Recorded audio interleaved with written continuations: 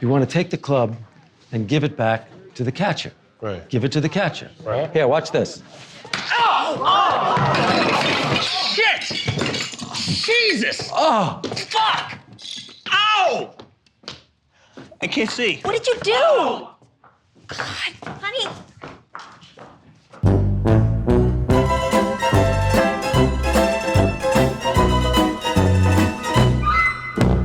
Okay, so I'm Susie Essman. And I'm Jeff Garlin. Hi, everybody. And we're here for season 4, episode 2, Ben's birthday. And we start off with Larry in rehearsal, tapping with the choreographer, played by Patrick Bristow. Who, by the way, Groundlings. Yeah, very funny. And by the way, and that's has some how real gem stuff later on, which is hilarious. I knew him for years before this. I was up whenever I did comedy stuff, and he's hilarious. He's very funny. I mean, he is just, by the way, he would be a working class comedian. Do you know what I mean? Yeah. He's not, and he will make any project you do as this lift it. Funny, and the the first line that he says in the episode is, "Thank God you stopped." Okay. I'm not even going to get into what's wrong with the actual choreography. I'm going to start with your shoes, okay? I told you to get Capizio Jazz Ox. I will get those shoes today. You're going to get the shoes, but you're also going to get the steps. So we're going to break it down one more time and just watch only my feet. "Thank God you stopped." Larry's thank dancing. God you stopped. And then, thank God you stopped.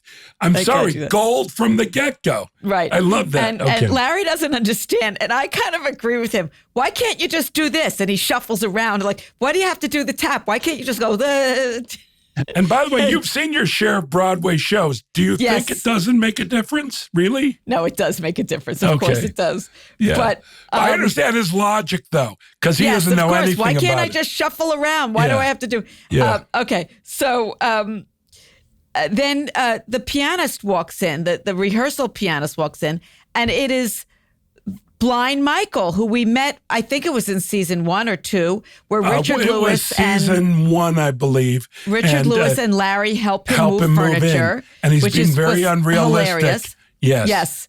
And he walks in with a woman on his arms, and that is Patrick Kerr, is the actor who plays Michael. And Jackie Hoffman. And Jackie Hoffman, who's, who Larry charged. But yeah, I mean, she's Second City. But here's what I want to say about Jackie Hoffman. When I first moved as a young comedian and improviser to Chicago to do the Second City Theater, other people had the same dream and they came but you got lucky if when you got there, you got a job as a barback, a server. Yeah, my something job you could make a living. But they only gave those jobs to the actors that they believed in. Mm-hmm. So for a long time, Jackie Hoffman and I were the box office employees. Okay. Oh, hold on. One other person joined us for a long time, Stephen Colbert. Oh, really? So the box office at Second City at that time was Jackie Hoffman, Stephen Colbert, and myself, which is really funny. Yeah. Because to one degree or another, like Jackie is really big in New York. She does a lot of Broadway. Big. She does a lot of one-woman shows. One-woman shows in Broadway. At Joe's Pub all the time. Yes. And she's been on Broadway in many, many things. Yes. And by the way, she's hired. Yeah. I recently saw her in the Yiddish Fiddler on the Roof. She knows was terrific. Yiddish. Yes, she was terrific. No, she's terrific. But she played the maid, something Mama Behind the scenes. Yeah, in Feud with she played Joan Crawford's maid. But she gets hired. She was in I forgot the name of the movie, Birdman or whatever, with Michael Keaton. She shows up in every New York movie, always casted appropriately. Like she is like when you see her do these parts, you think, I can't imagine anyone else doing this part. Yeah, she's terrific. Yeah. So she comes in and she is Michael, who's blind. She's his girlfriend. And Larry looks at him. He's like, you see on Larry's face, this guy looks familiar. And then he realizes who he was. And he says to him, I helped you move with Richard Lewis 3 years ago. Turns out Michael is the rehearsal pianist. Right. And he says, this is my girlfriend, Rhonda. Hello. Hi, Larry. Hi. Nice to meet you. Can you believe it? I hooked up with a model. Boy, you lucked out. Can you believe I hooked up with a model? I love this guy, Patrick Kerr. Well, by I the love way- his voice. I love his delivery. No, he's great. He's great. He's a love lovely him. man, too. By the way, who better than Jackie Hoffman to bullshit a blind guy that she's a model, an ingenue? Do you know what I mean? Who better? Because immediately, it's gotten. Boom. She's a character actress. And it just, and by the way, I never thought that somebody could do that realistically, could lie to somebody who's blind as to what they look like. Well, that's how Larry's brain works, because he thinks, wouldn't it be great if this woman was blind and I told her I looked like Paul Newman? That's how his brain works. Yeah, so that's why he put it in there. Yeah, exactly.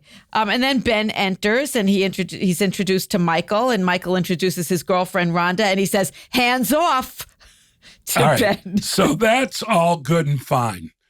But I want to say something about Ben Stiller. His greatness as an actor and a director, I don't know if you watched his show, Severance. Oh, He did Severance. the show I haven't Severance. seen it. I haven't seen it. It is subtle, it is beautiful, but you got to be patient, but it's beautiful and wonderful. But as an actor, his reaction, he doesn't say a word, like the woman I said in the last episode who did it all with her face. Yeah. Ben, who's very handsome, but he says it all with his face. So he says hands off, and the look on Ben's face is the laugh.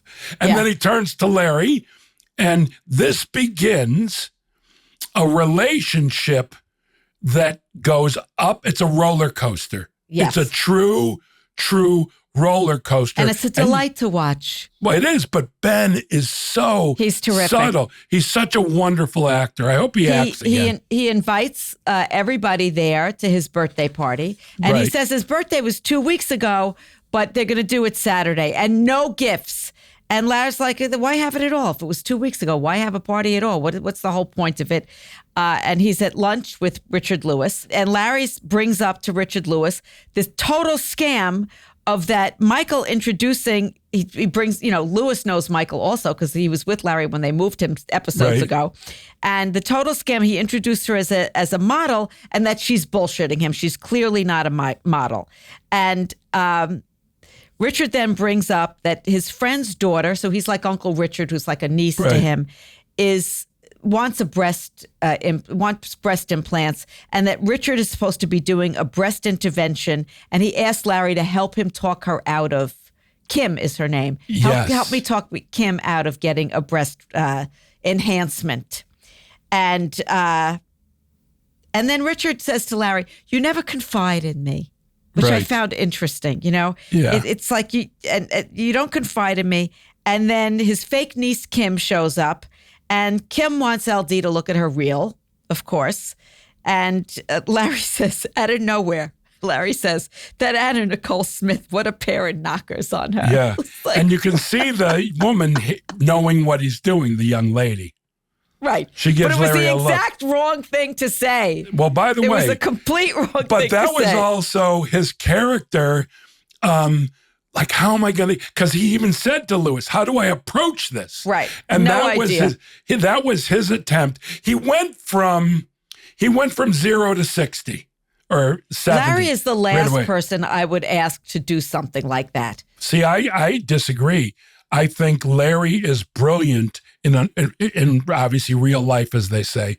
I think Larry is brilliant in uncomfortable situations. And I also think he's not as good as you. He's a great advice guy, just like you. Oh, no, he is a great advice guy. No, but I just know that he would feel so uncomfortable in something like that I would never ask him.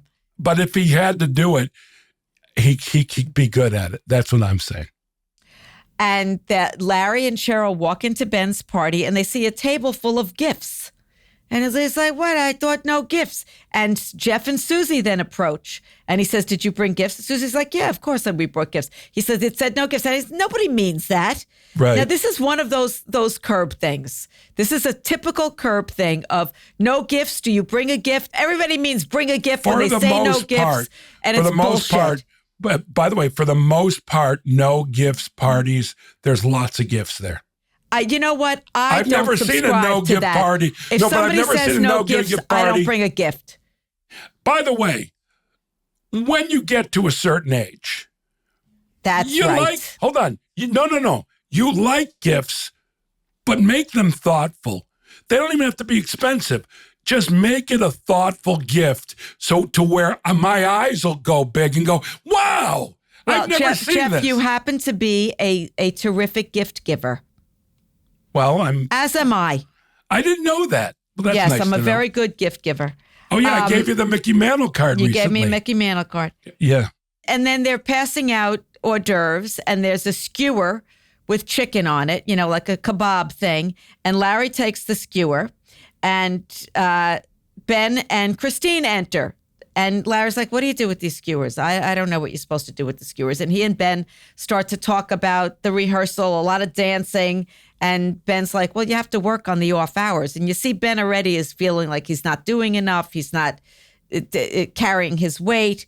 And Larry's, it looks like a lot of effort. And Ben is saying, like, you're not putting the effort in. And we see the riff start forward. And Larry's just focusing on the skewer. What am I going to do with the skewer? Well, by the way, which is a natural question that I have to this day of what you do with the skewer. Yes, people come by, but what if you're stuck there and nobody's coming by? It's an issue. By the way, it actually is. That has not changed. And it's happened to me since we've done this episode numerous times. Same where I say, here. you see, he was right. Yeah. I'm standing here holding the skewer and I have nowhere to put it. And as usual, he's right. Yeah. Okay. The and setup. He's right with the setup. It's correct. Like those are one of the things, like people look at some of them and go, most of them, it's like a release for people watching. I feel the exact same way. Right. Our show, which is politically incorrect, but in a thoughtful way, not a shocking way, and irreverent, people watching, especially today, it gives them permission. No. Crying makes you feel better when you're feeling bad. I think that the laughs from our show really do the same thing to people in that way. Tears are natural endorphins that are painkillers, as is laughter. Right. Laughter, So I think it's a big release for people when he takes something that's happened to them to the nth degree, Which he does. Yes. And then I start telling Larry about my new business, that I'm making these sweatshirts that are bedazzled. And they're selling like hotcakes. And I've got a whole bunch in the trunk. You want to see them? He doesn't want to see them. He's not interested, hold as on. usual. You're skipping the big point. What? This is where there are two times where Susie begins. The doll and this episode. Because you're wearing slightly loud clothes, your jacket especially, in the scene where you open up and show the things. But the bedazzling and those shirts and they're beautiful. Hold on. Not only in horrible taste and ridiculous, but that's the beginning of you having always some sort of clothing business. Yeah. Down the road, caftans. We won't tell. No, I know. What's coming up. Well, by the way, I want to say, because probably I don't know if this is aired yet, but we really go hard at that. And I think one of the scenes about that is the funniest scene of the season. The one in the kitchen. Yes. I really do. It's but just gold. Go back to in season 11 when I make the robe for the white supremacist is another, Yeah, but it's part of your business is different. You have that room in our house with the all sewing room. your Michigas or whatever it is. And that's why Larry goes, I'll have Susie do it. And then boom, you do it. So but it's been a thing from this moment on. You have horrible taste and you are making things that are horrible that no human should ever have to wear. But I also had the soaps on business too, where I was selling like hand creams and things. I know, but you're very entrepreneurial. I know, but you're wearing your outfits when you're doing the soap. Yes, exactly. You know what I mean? So it's a turn. It's a slight beginning to what we're going to get with Susie. Just saying. And I think season 5 is where it really all comes together, which we'll get to. Then Larry sees Michael, the blind pianist, come in, and Michael tells him Tuesday night he's doing a show at the Mint, and it's show tunes. And he asks Larry if he thinks Rhonda is beautiful. Rhonda had walked away to go to the bathroom. Hold on. He asks him if he'll go, and Larry says, no, I've got a Klan meeting that night. I've got a Klan meeting that night. Speaking of the Klan. Yes. And by the way, he doesn't believe Larry. Like he laughs. He knows Larry's joking. Yeah. And then the look on Larry's face is, oh, I guess I have to go to this fucking show. So okay. But Larry likes show tunes, as do I. Well, no, I know. And then Rhonda walks away, and Michael asks LD if he thinks he's beautiful. And Larry's like, Well, you know, what's the difference what she looks like? You can't see her anyway. What?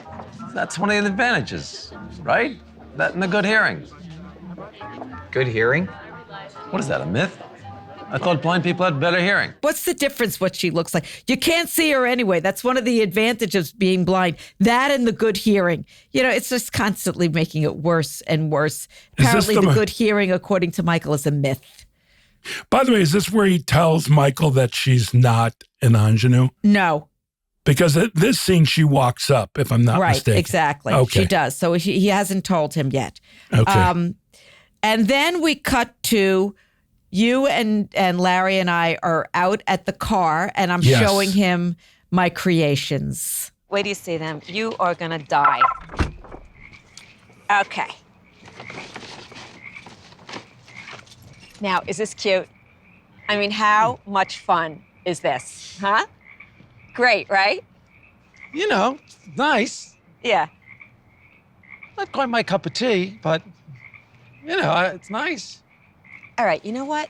Fuck you and fuck your tea. What? Whoever said you had taste, Mr. Hush Puppy Rumpled Suit Look? What? It's nice. It's just not, you know, we all can't like the same things. Well, I'll tell you, when I showed them to Ben Stiller, he happened to love them. Right, honey?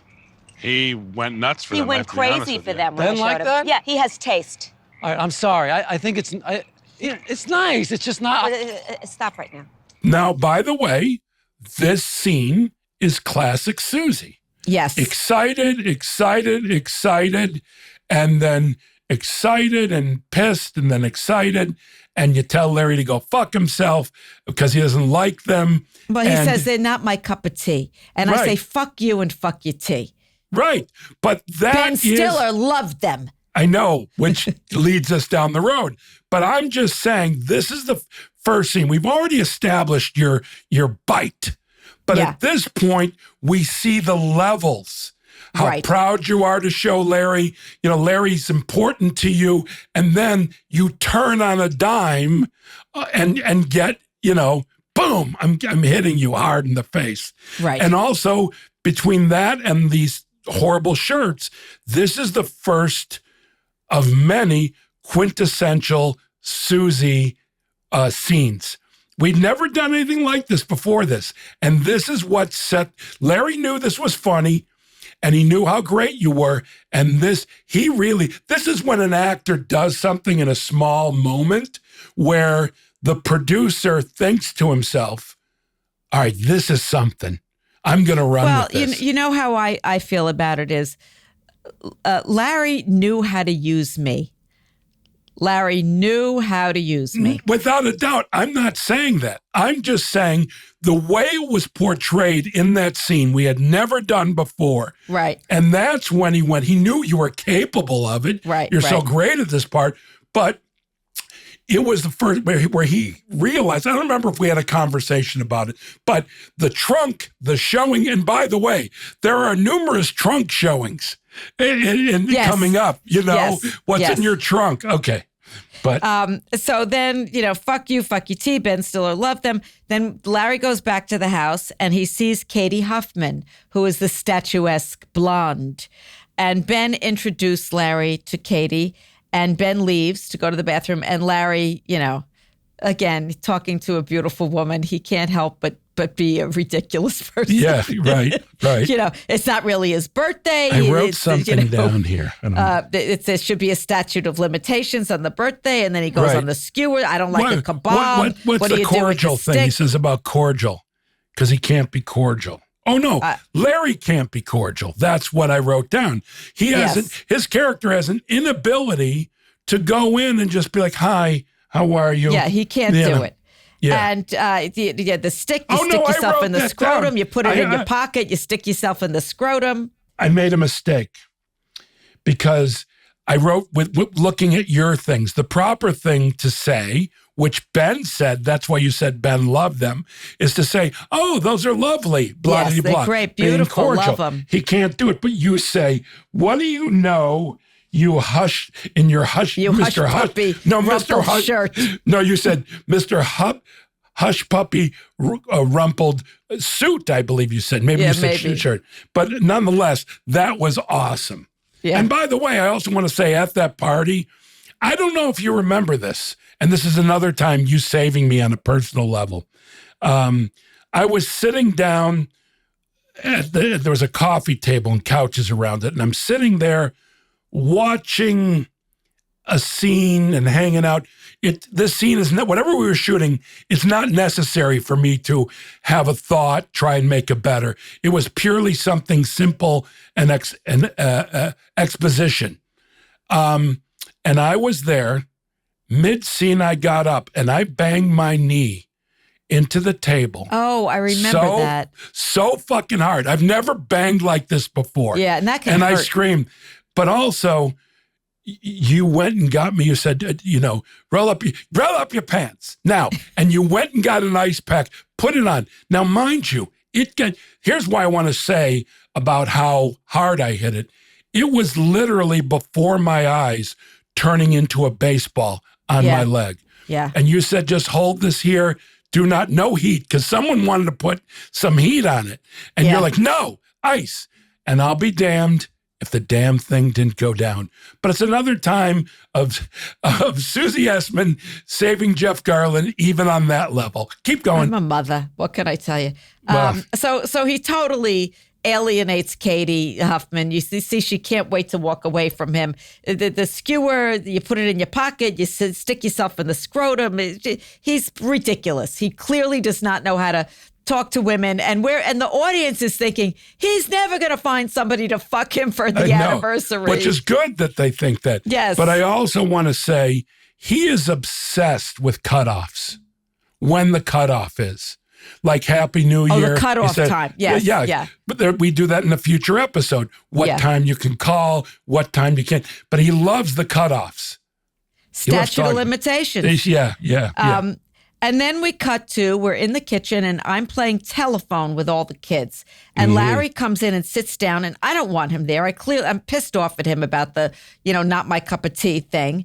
And he sits down to play telephone, and a waitress leans over with huge cleavage.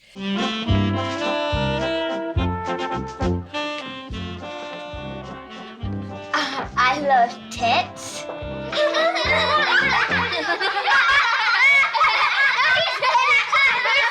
This is funny to you? It's funny to say that in a room full of children? What's the matter with you? That's what he said to me. Dalton, what did you say to him? I love pigs. I love pigs. No, you didn't say that. Sammy, what did you say? I love pigs. I love pigs, Larry. No. And he whispers to the kid next to him, I love tits. And the kid announces, I love tits. Just when Cheryl walks in the background and hears this in the background. And what the kid had said was, I love pigs. That's what it was supposed to be. Right. And, I go off on him with his sick, perverted mind. And Cheryl drags him away to sing happy birthday. Okay. So I just want to say this. I've always been mischievous. And you're in first grade. Everyone sits in a circle. You're about to play telephone. No matter or duck, what. Duck, goose. Duck, goose, of course. But that's a little younger. Anyhow, whatever I heard didn't matter. I would whisper to the kids next. Let's say it was. Why am I not surprised at this, Jeff? What would be a thing that someone would say in I like pigs. That's pigs. That's what Okay. Sammy said, or whatever. So I would say, I whisper to the kid next to me, I love skirt steaks. And you have to say it like that. So you pass it around. So you would do that at what age? 6, 7? 7, 8. 9. Okay. And then also when adults played that, I would do that. It was like, why? My attitude You're was... a saboteur. No, You're a but hold on. saboteur. I am a saboteur. But my thought process, even at that young age, is this is stupid. Why are we doing this? Because at the best, at the end, it's going to be a slight iteration. So I thought, I'm going to spin Just it on its heel. completely fuck it up. I'm going Yeah. to the bathroom, I would whisper. And then it would get to, I'm going to the bathroom.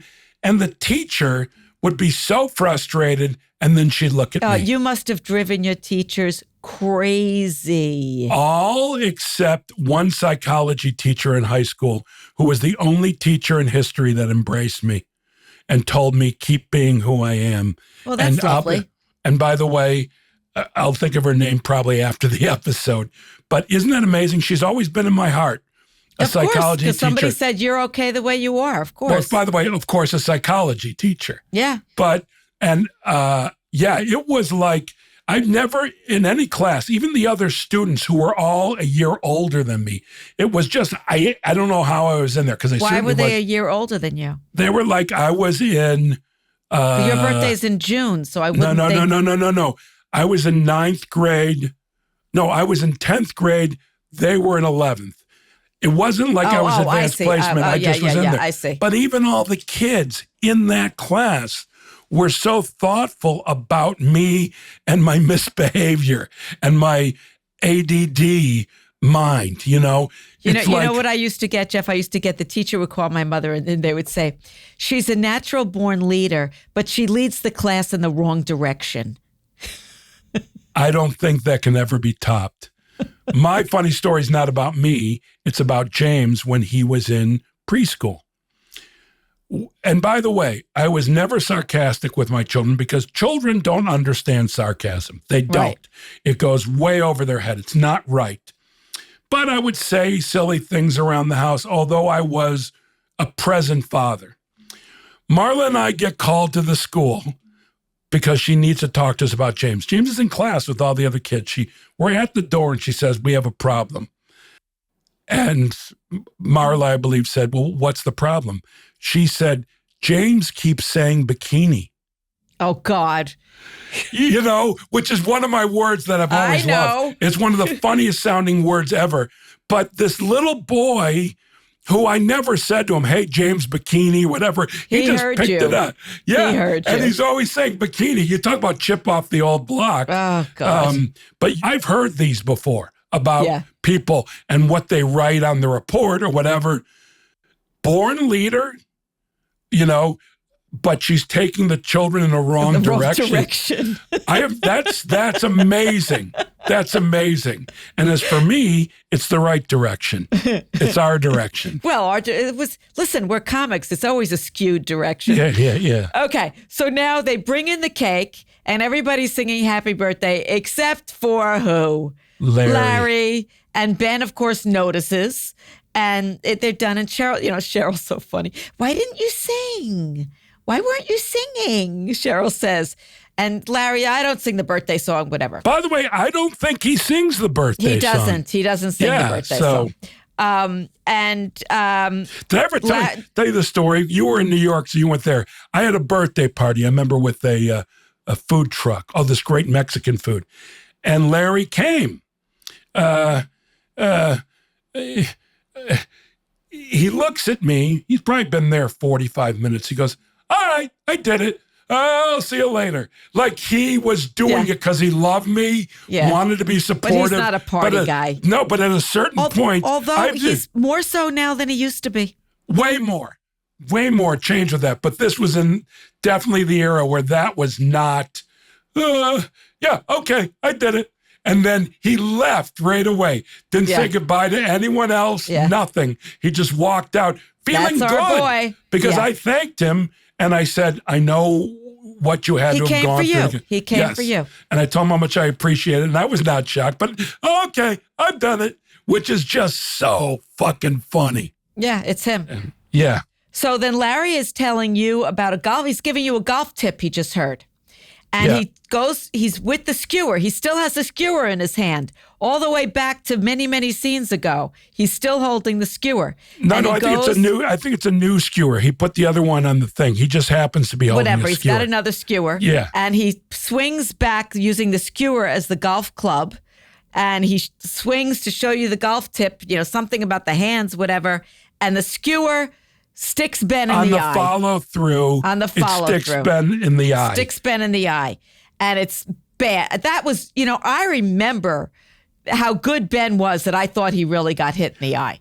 Well, no. Ben is maybe the greatest of all the guys who are comedians. I just saw a movie with, that's not important. I'll think of it later. But anyhow, Ben is phenomenal in this. And because everything he does is nuanced, even something that broad, it's real. It was and the real. levels It was so real. And him running in the out moment, of I remember thinking he actually hit him in the eye. I remember thinking that, even though I knew what the outline was. And then Christine looked at Larry and said, "What's wrong with you?" Yeah.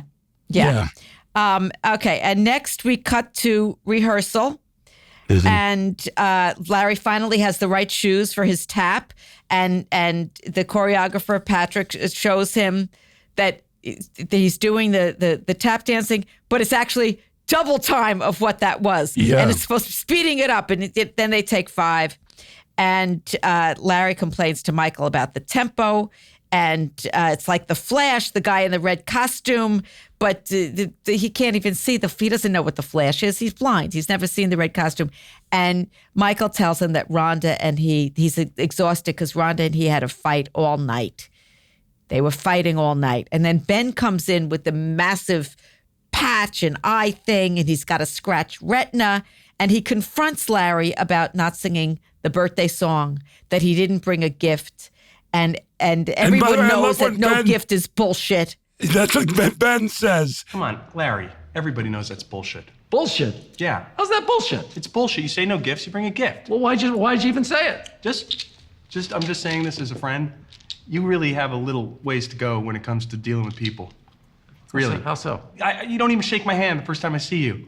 At the theater, That's not on your hand. You just sneezed. That was a dry sneeze, Larry. It wasn't a sneeze. I can't assume dry. I gotta assume wet. It's air coming out. I'm not gonna put out my hand if it's full of snot. I didn't know it was hair. I thought I saw some little speckles flying. I would assume you would know me well enough to know that I'm not gonna give you a handful of snot to shake your hand. And by the way, sometimes you don't know if snot speckles are coming out. I saw snot speckles flying. Yeah, and you everyone knows it's no awesome. gift is bullshit, and that he didn't shake his hand. It was a dry sneeze. And Larry carries on about he saw speckles of snot coming out, and you think it was a dry sneeze, but I saw speckles of snot in the air. And then we see already this relationship is not going well. Well, by the way, it's a roller coaster. Hi, Larry. What the fuck did you do? Hi, Larry. What the fuck did you do? Yeah. It's literally like that. Exactly. Then we cut to Larry is at home, and he's practicing his dancing at home, and there's a knock on the door, and it's Kim, Richard Lewis's fake niece, and she's dropping off her reel and headshot to Larry. And Kim is like, whoa, don't you notice anything? And she clearly got her enhancement. All right. And don't they look real? She's like, don't they look real? Check them out. They're good, right? And she lifts up her shirt to show Larry. Oh, boy. That's it? That's it. It's all done already? It's all done. That was fast. An hour, in and out, done. Boobs. Genius. Don't they look real? Remember how you said they were not gonna look real? Do they not look real? You wanna see them? What? Check them out, look. They're good, right? Right? Feel them. They feel totally natural. I'm sure. Come on, Larry, don't be so uptight. Come here. Feel them, check them out. They feel good, right? Squeeze them, give them a little. I will tell you who did that to me when she got breast implants. Backstage at a comedy club, Brett Butler. She got breast implants, and I was backstage, and she lifted them up, and she told me to touch them to feel how real they felt. I was like, that's okay. What if I told you 2, maybe 3 times I was asked to look and I was asked to hold? And this is all I'm married, different people you wouldn't know. Yeah, the people you wouldn't know. Okay. Who wanted to show them off and me to feel them. Now, I said no every time. I said, please don't. So did I. Who wants to do that? No, but I was like, please keep your shirt down when I knew they were starting. Yeah. No, because even if there's no way. That's so disrespectful to your wife, even if. That's so I right. think Larry, well, go on, but Larry, the next moment, is a victim. He's uncomfortable holding her Very breast. uncomfortable. And by but the way, she's very forceful about it. Yes, you know, but she's also, quite insistent. But also on the side shot, you see he's really holding her breasts. Yes. She's topless and he's holding her breasts. And she's like, check them out. They're good, right? But and she's wait, like, touch wait. them. They feel totally natural. Squeeze them, squeeze them. Okay, Which but I he want to does. say this. In show business, your hands are on a woman's breasts. That's not acting. Well, I don't know what you mean. What do you mean? He puts his hands on her breasts. Right. There's no acting there. Maybe what they're doing, but his hands are on her breasts. Yes, that's They're a reality. a man's hand On her breasts. an attractive woman's breasts. Right. And so for me, a lot of time, by the way, I'm not saying that shouldn't be done in movies, but it always makes me think in a lot of love scenes when they're actually naked and they have significant others, what have you, you're naked in bed with another woman. That's right. And by the way, there's that movie. Although we know that there's a million cameras around. It's not exactly hot. But by the way, you know, it's there's cameras actually, around. There's hold people. on. It's so technical, and now they even have a person who works out every move. It's called an intimacy director or an intimacy advisor, something like that. When I was much younger, maybe even in high school, college, there was a movie called Tattoo with Bruce Dern and Maude Adams, and the rumor out there was they really had sex. And also, Donald Sutherland and Julie Christie in Don't Look Back, it was also out there that their sex was real. Now, well, maybe that being said, maybe Donald Sutherland or Julie Christie will call in and let us know. All right, see, that's sarcasm, and I don't like it. No, It's I'm not being funny. sarcastic. I'm They're being not serious. Gonna call. Well, by the way, where's our hotline? What the fuck are you talking about? They might Call write in. Who? Now they're writing in. Where do they write? What You do think that Julie Christie isn't a Curb fan? I bet you she is. Well, what's her name? Kim Novak said when she retired, and they said, would you ever act again? And she said, only on Curb Your Enthusiasm. And for me, that was, how can I write something that she's right for as fast as I can? Yeah. Larry shrugged. How about that? You know what I mean? Yeah. Kim Novak, what the fuck?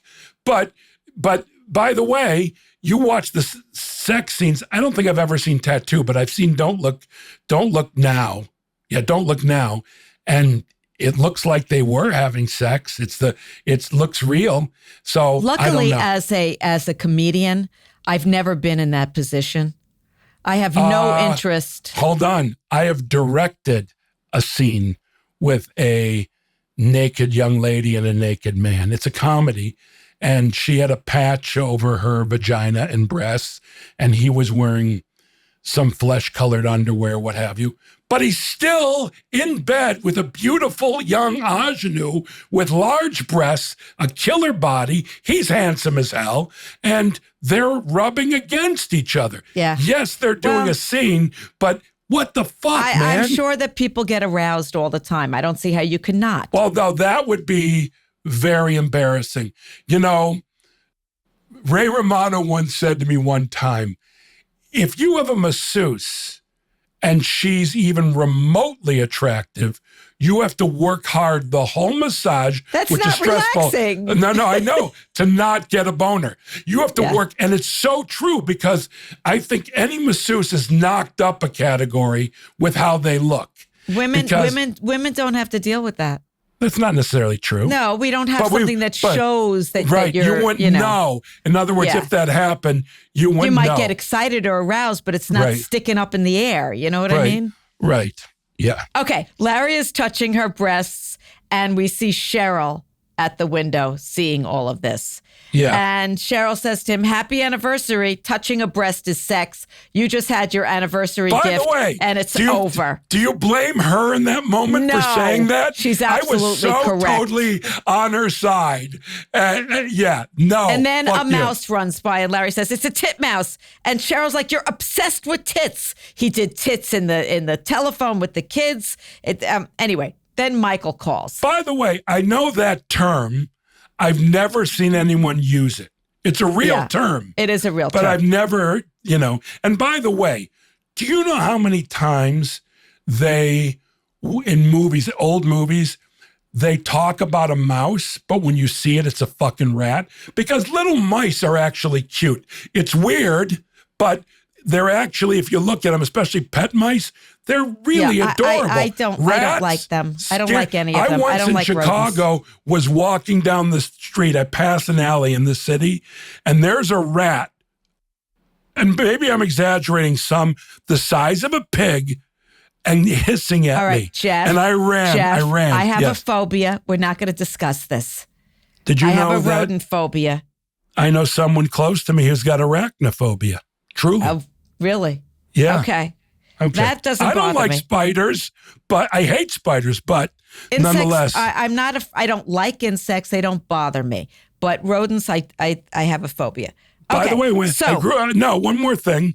People freak out from lizards. I never do, no matter what size. Lizards and snakes don't bother me. Snakes freak me out. Oh, any garden, run for the hills. Really? That being said, and pull anything out that might be attacked. Dog, what have you. You're a wuss. Well, no, I clear the area. But like chameleons, I grew up with chameleons, so lizards are cool. I also love chameleons dinosaurs. Are great. As a kid. I love chameleons and Chameleons are great. salamanders. And salamanders. But you know what was great in Florida? Because I was born in Chicago, lived there as a kid. I'm just going to explain.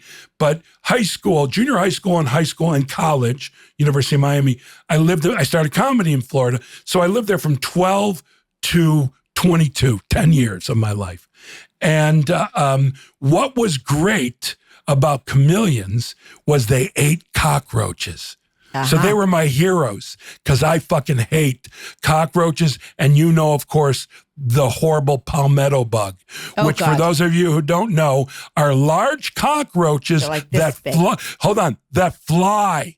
A flying cockroach that's big.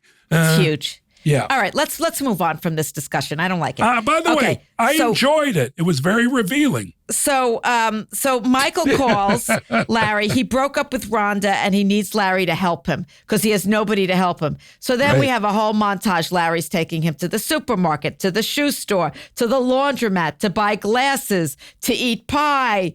They stop at the Greens, blah. But I also want to say when he's at the cereal. By the way, that was written as a montage. Unlike the special section where I said I was so disappointed that it turned into a montage. But that one was written as a montage. And it was all good until Larry mimed, talking. When he pulls out a box of cereal where the camera is, and you can see Larry explaining the cereal to him, which is strange to begin with. But he's like, for those of you on YouTube can see me. And so the listeners, I'm just bouncing my lips.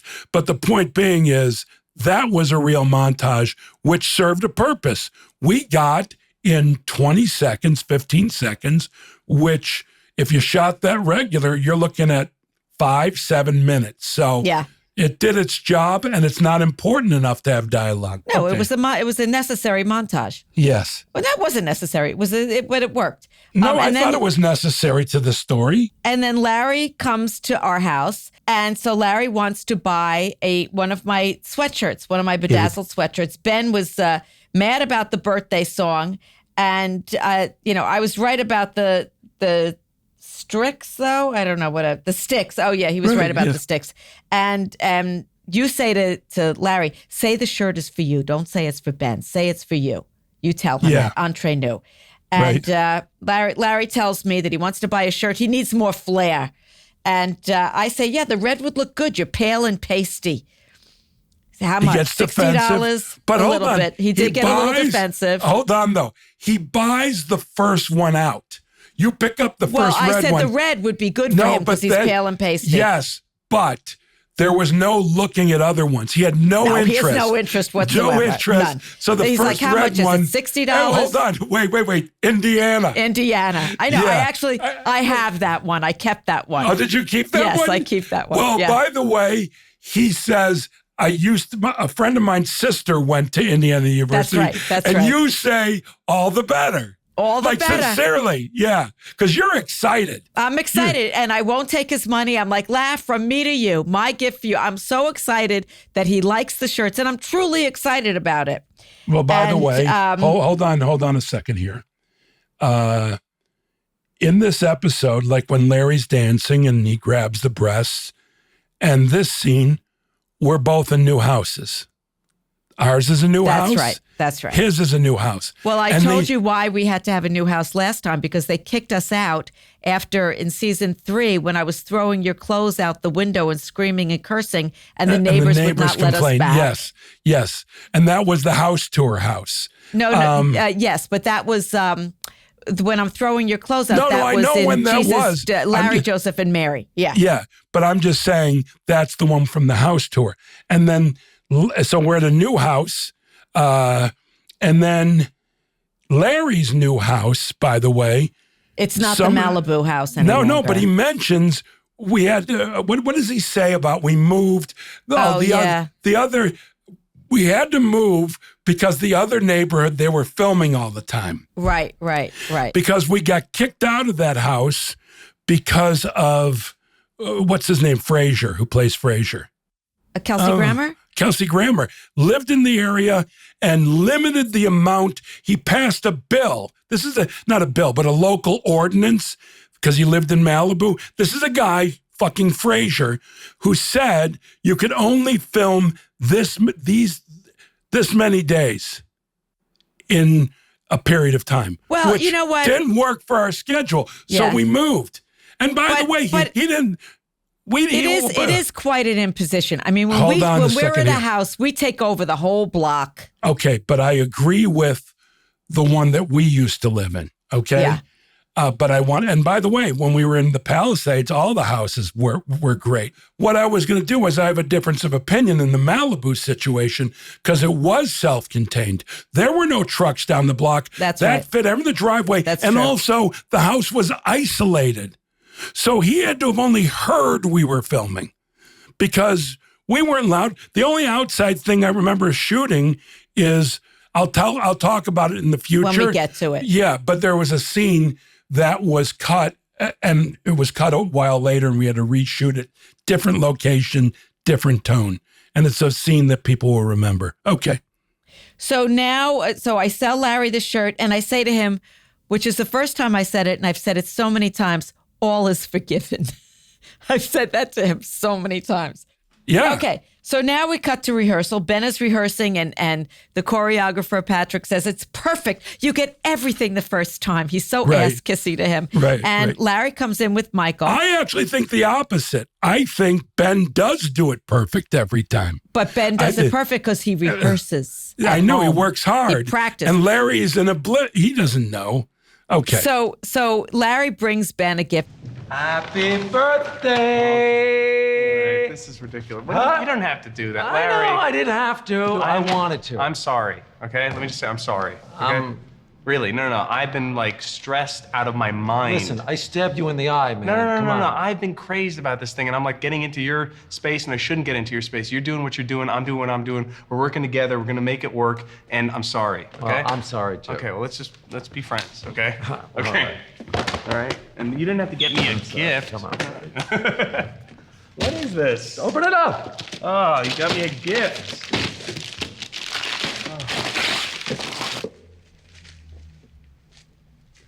I knew you liked it. Oh, yeah. Yeah. Yeah, it's one of those, it's a sweatshirt with studs on it. Yeah. Indiana. And Ben apologizes. He says he's been stressed and, he's sorry they got off on the wrong foot. And he opens the gift and it's the sweatshirt with studs. And Ben says, but I also want to say, it's a sweatshirt with studs. Okay. I also want to say him getting the gift, Ben apologizing, the two of them, and Ben even says, let's be friends. And I don't know if they hug. They hug. They hug. And so this is what I'm talking about with Ben. Every scene is different and it's nuanced from one scene to the next. That's right. And this scene goes both ways because he opens the package. It's one of your shirts. And he was probably being courteous to you when you showed him the shirts. And then it was interpreted by you, Ben Stiller loves the shirts. And then so Larry thought, oh, this will work. Go ahead. And it's a sweatshirt with studs. And then they start to rehearse, and Ben says to him, Larry asked for a script, and he says, you're not off book yet? You know, there was that little dig there. And but it's true. Then we go into the stage right, stage left thing, which I have to say, still to this day confuses me.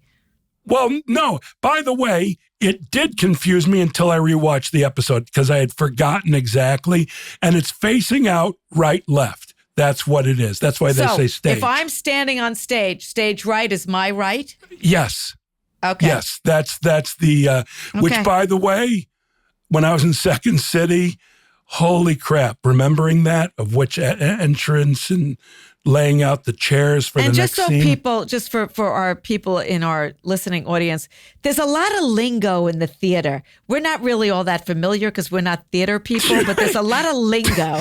Do you know I was a drama major? I was an acting major in college, and I wasn't good. I wasn't a good actor. You know, I was fine especially back then. And I've got a whole story about that I'm not going to tell.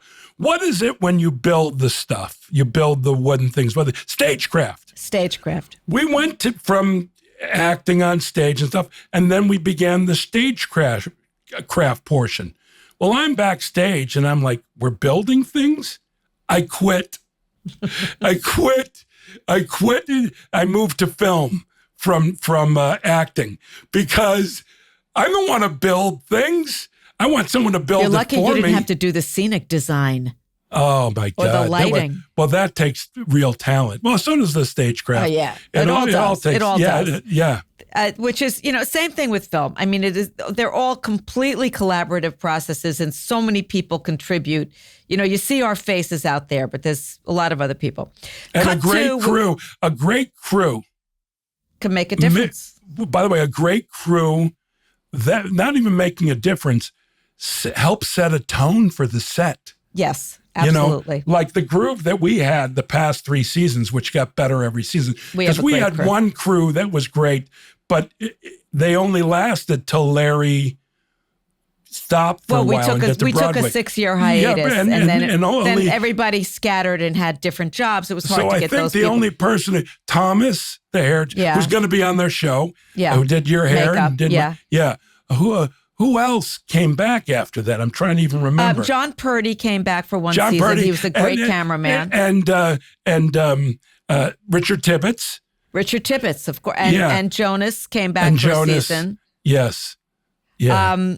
Okay, so next we're at the Mint, and Michael is playing the piano, performing, and he's wearing the Indiana sweatshirt that I gave to Larry, who gave it to Ben, who then clearly Ben gave it to Michael, the blind man, because he can't even see what he's wearing. He can't see what he's wearing. And Michael is really bad. He's horrible. He's really bad. He's really horrible. And people are walking out left and right. He's singing in a way that's passable.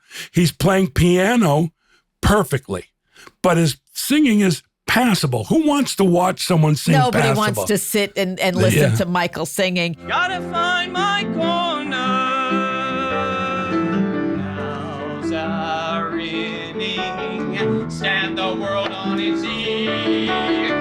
Setting, spinning. That'll be just the beginning. Curtain up. Light the lights. We got nothing to hit but let's go. Come on, right after the song. Oh my gosh, I can't take anymore. Come on, it's Gypsy. I'll be outside. That lucky star I talk about is due. And people are walking out left and right. And they know he doesn't know. Before people start walking out, there's a whole series of the camera goes to Ben, and you see Ben pissed off at Larry. And then you see me making a gesture. Why is Michael wearing the shirt I gave you? And everybody's mad at Larry. By the way, if I may, this is the first of many times you doing that to Larry. No, not true. When did it happen? I did it in The Doll, where I said, oh, yeah. Well, The Doll ends at the theater. Okay, my mistake. That was the first time. But I enjoy doing that. I enjoy just sitting there and just making a yeah. We don't hear a word you're saying, but we know what it could be. Yeah, of course. I love that. And then everybody's walking out, and Cheryl wants to go, and Larry's like, "It's Gypsy. Everything's coming up roses." And that's it. Larry's the only one left. Michael's singing, and Larry's the only one left. But Michael doesn't even know it. No. It's a which fun is a beautiful episode. ending. It's a very fun episode. And this episode really, it's like the first time we did it was the restaurant. And by the way, any mention of the restaurant, as I've said before, No, the restaurant's done. None. It never existed. Well, and now, no, interesting you should bring that up, because I brought this up last time. When you and Larry and I go out to the car and I'm going to show him the sweatshirts, I do say to him, and I remember we discussed it, I say to him, it's great because I could work from home and take care of the baby, because I supposedly had a baby in the season before, in season 3. That's the only time it's ever mentioned. And we discussed it. Larry and I discussed it. I said, I'll throw in something about the baby here because we've never mentioned it. And that was it. It's never mentioned again. Yeah, well, no, but did it make the cut? I didn't even look Yes, at it was in the cut. It was in the cut. Oh, really? Well, by the way, we firmly established Sammy getting drunk last season for sure, but this season she's at the party, so that's kind of She's too weird. old to be. It's about the baby that I But had we when did I the landed nanny on the from hell. sponge cakes. Wait, yeah, we did, yeah. yes, right, exactly. So the thing, oh, wow, that's surprising that he put it in. Because if I would have said to him, should we mention the restaurant? No. No. And this one is the producers. You know, we live in a And by the world way, in this hold show, on, and that's what it is. The season after this, Larry never did the producers. Never mentioned. You know, it's like every season is its own self-contained world. Yes. It used to be the first 2 seasons is every episode was its own contained world. And then this is now seasons are contained, which we never stopped doing. This is season 4 was the producer. Right. Season 5 is one of my favorite seasons of all of them. And we'll Which get one to is that? But which one is that? Just tell me what it was. Lewis needs a kidney. Oh, the kidney. Well, there's one scene that actually I'm lucky enough, Larry, myself, you and Bob Einstein, one of the best scenes ever on Curb Your Enthusiasm. We will. It's one of my favorites also. I know what you're so talking amazing. about. I mean, really, as we're doing it, in between the takes, we burst out laughing. Yeah, all it of was us, a great scene. because it was so fucking funny. So next week we will do episode 3 and 4 of season and 5, 4. but the next and 6, we're never stopping. By the way, No. Well, we have a long way to go. Even after we go through season 12, I think we should do a fantasy version and just make up a story about Larry. Good night, Jeff. I All right, love you, Susie. I love you too, and everybody. I really appreciate you listening or watching. And it's thank very you, kind of you. sponsors. Yes.